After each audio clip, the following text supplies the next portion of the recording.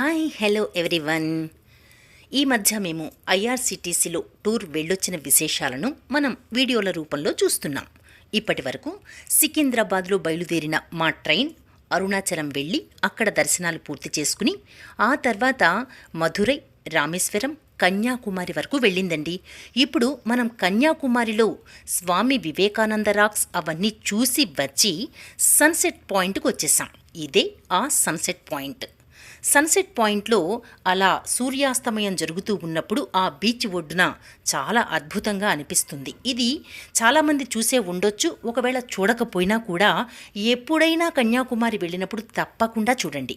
అక్కడ ఫేమస్ ఏంటి అంటే సన్ రైజ్, సన్సెట్, సూర్యోదయం, సూర్యాస్తమయం చాలా అద్భుతంగా కనిపిస్తాయి కన్యాకుమారిలో. అయితే కొంతసేపు మేం వెళ్ళిన రోజున మాత్రం సాయంత్రం సన్సెట్ టైంలో ఇదిగో ఇలా మబ్బులు పట్టింది. అయినా సరే అప్పటి వరకు సూర్యుడిని చూశాం కదా, చివర్లో కాసేపు మబ్బులు పట్టిందన్నమాట. ఆ తర్వాత కాసేపు అక్కడే గడిపేసి రూమ్కి వెళ్ళి అక్కడ ఇదిగో మాకు లంచ్ ఏర్పాట్లు, డిన్నర్ ఏర్పాట్లు ఇలా చేస్తూ ఉంటారన్నమాట. అక్కడ డిన్నర్ పూర్తి చేసుకుని హోటల్ రూమ్లోనే రకరకాల గేమ్స్ ఆడుకోవడానికి అవకాశం ఉంది. అవన్నీ ఆడుకోవడానికి ముందు వీళ్ళంతా డిన్నర్ చేసి వచ్చిన వాళ్ళు వచ్చినట్లుగా వీళ్ళంతా కూడా డిన్నర్ చేసి, అంటే డిన్నర్లో చపాతీ ఉంటుంది, రైస్ ఉంటుంది, కర్రీ ఉంటుంది, చట్నీ ఉంటుంది. ఇవన్నీ కంపల్సరీగా వాళ్ళందరూ కూడా మాకు బాగా అరేంజ్ చేశారు. వీళ్ళు అరేంజ్ చేసిన లంచ్, డిన్నర్, బ్రేక్ఫాస్ట్ అన్నీ కూడా చాలా నీట్గా అరేంజ్ చేశారు. ఇదిగో ఇలా ప్లేట్స్ తీసుకుని ప్లేట్ మీద కంపల్సరీగా పేపర్స్ వేశారు. ఈ పేపర్లోనే వాళ్ళు లంచ్, డిన్నర్ అన్నీ కూడా మాకు సర్వ్ చేసేవాళ్ళు.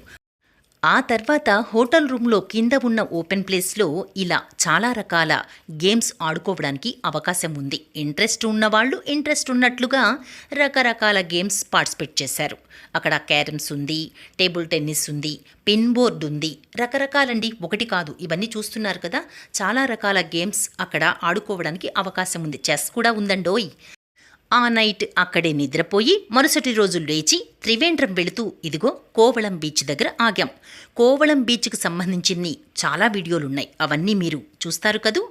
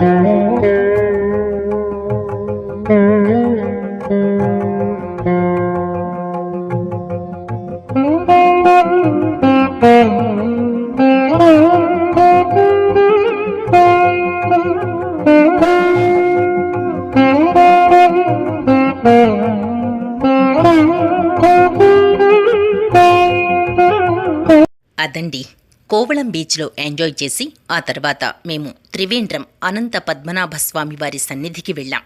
ఆ దేవాలయంలో చాలా స్ట్రిక్ట్ రూల్స్ ఉన్నాయి. అవన్నీ కూడా అక్కడ సాంప్రదాయ దుస్తులతో మాత్రమే గుడిలోనికి అనుమతి ఇచ్చారు. ఏమాత్రం అటు ఇటు అయినా అసలు వెనక్కి పంపించేశారన్నమాట. మేము అవన్నీ పాటిస్తూ కూడా దేవాలయంలోకి వెళ్ళి దర్శనం పూర్తి చేసుకుని బయటకు వచ్చి కేరళ షాపింగ్, కేరళ ఫేమస్ శారీస్ కానీ అవి ఇవి ఉంటాయి కదా, అవి కొన్ని షాపింగ్ చేసి ఆ తర్వాత రూమ్కి వచ్చి మా లగేజ్ తీసుకుని మళ్ళీ రైల్వే స్టేషన్కు వచ్చి మా బెర్తుల్లో కూర్చుని మరుసటి రోజు దర్శనాలకు సిద్ధమవుతూ మేము నైట్ జర్నీ చేశాం. ఎక్కడికనుకుంటున్నారు? శ్రీరంగం. మరుసటి రోజు శ్రీరంగంలో రంగనాథస్వామి వారి దేవాలయ దర్శనాలు చేసుకున్నాం. అవన్నీ నెక్స్ట్ వీడియోలో చూద్దురు.